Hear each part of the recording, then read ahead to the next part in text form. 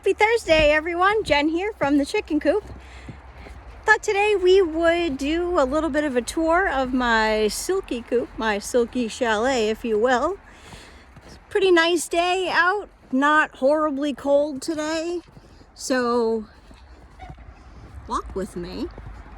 Going out back, I'm going to show you the Silkie coop. Now I know not looking too good back here, and any other chicken owners out there, you know, we've got the tarps up this time of year, trying to keep our chickens dry, trying to keep the snow out of there as much as possible, so covering up the runs with those tarps and leaving just enough of it open so that they can still see outside and get enough fresh air. But I hate the look of it during the winter time, I gotta be honest with you. So I've got quite a few coops. I've got 3 now.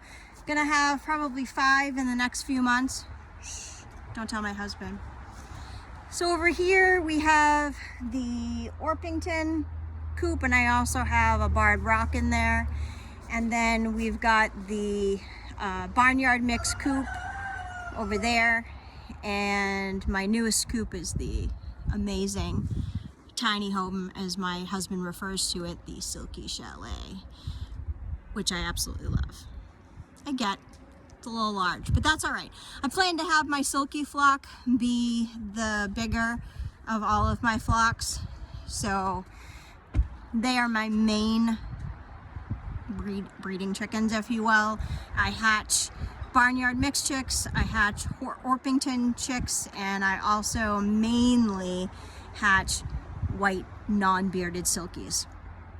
So please like and subscribe to my channel, and if you are in the New England area and you are looking for chicks, please let me know. I am getting NPIP certified very soon, and my flock testing in New Hampshire has come back negative. So I made sure that I dotted all my I's and crossed all my T's for this business. So let's enter the Silkie Chalet. Let's open up the door.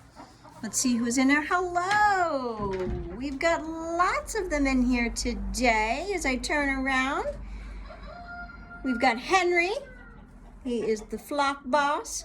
A couple of my girls. I have my nesting boxes over there. And I do need to put the curtains back on. I had curtains on there. They pooped on them. I washed them. They pooped on them again. And the second time, yeah, it didn't come out very well. So I bought some new material. I'm gonna make some curtains. We've got a girl in the nesting box. So if we bend down, we can see, hello, mama. Using the nesting boxes, that's great. Behind me, you will see their roosts.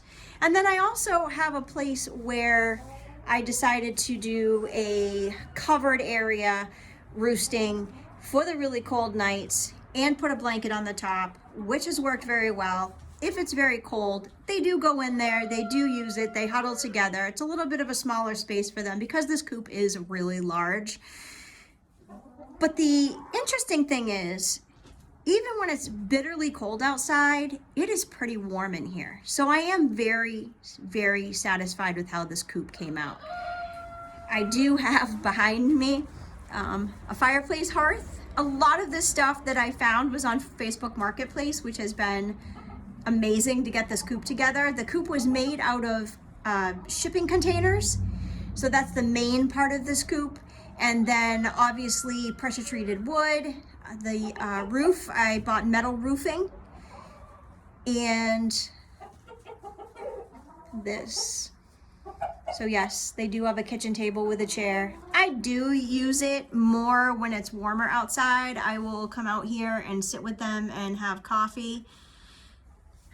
It's what we do. We love our chickens, and you know, have our little chicken meetings, things like that. That's what we do. So yeah, that's the Silkie Chalet. They do have numerous windows, so we do get lots of light in here. I don't use supplemental lighting. I do have a solar bulb that I like to use if I come in here at night or when I'm locking them down for the night. I do turn that on, but I don't give them supplemental light in here to keep them laying. I mean, if their bodies need a break, they need a break, and if they don't have enough sun, they don't lay eggs, and that's fine. I don't feel like I need to add supplemental light for them. And then we're gonna walk out into their run area, which, as I said, and you saw, we do have some tarp covering it, but over here I like to leave this open. They're super nosy, so if my husband and I are out here doing something, they've got to be right there and they've got to see what we are doing at all times.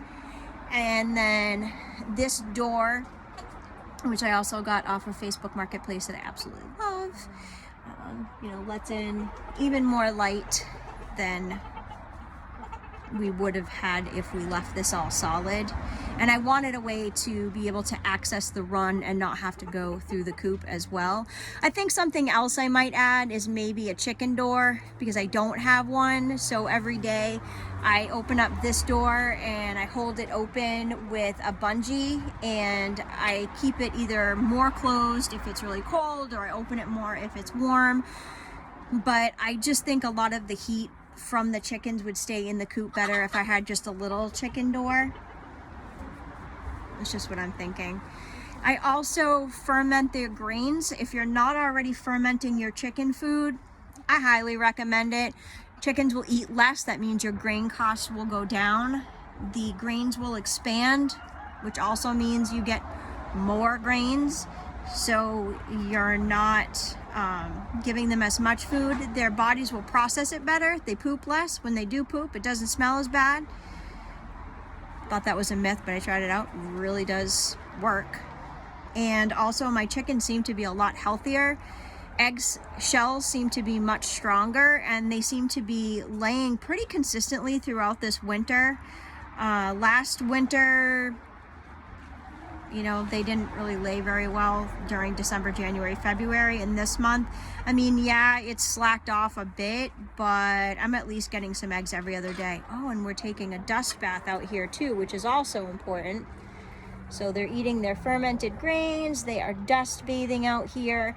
I do have a dust bath that is inside of each of the coops as well, because they do need to dust bathe. But on warmer days like this, they just prefer to bathe out here anyhow. And I do rake out this area usually about twice a week. Kind of depends on the weather. I mean, it's been super cold here. I don't know where everyone's watching from, but here in New Hampshire, it's been about 9 degrees, and some days it feels much colder than that. So I've just been doing a lot of spot cleaning and just kind of keeping up with that. But today, where it's warmer, I am going to give them a full clean out. I like to full clean out at least once or twice a week in the winter, and pretty much every other day in the summertime. I don't want to live in a dirty house. I'm sure they don't want to live in a dirty coop or a run. And, you know, the happier and healthier your chickens are, the better, right? That's what it's all about. So like and subscribe to my channel. We will do fermenting grains probably on Saturday, so look for that video, and comment.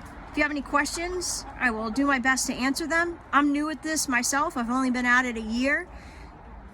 What I know about the chicken community, I have to say, you guys are great. I am in so many chicken groups, and everybody is super friendly, very, very helpful. There's no judgment. It's pretty fantastic. So I'm sure that if you have a question that I can't answer, somebody else in the chicken keeping world, or chicken tenders, as my family likes to call me, the chicken tender, and then definitely, I'm sure somebody else will answer your question. Thank you so much for tuning in today. I promise I'm going to get better at videos. I am thinking of getting some better equipment and maybe having somebody else film the video for me, which will be very, very helpful.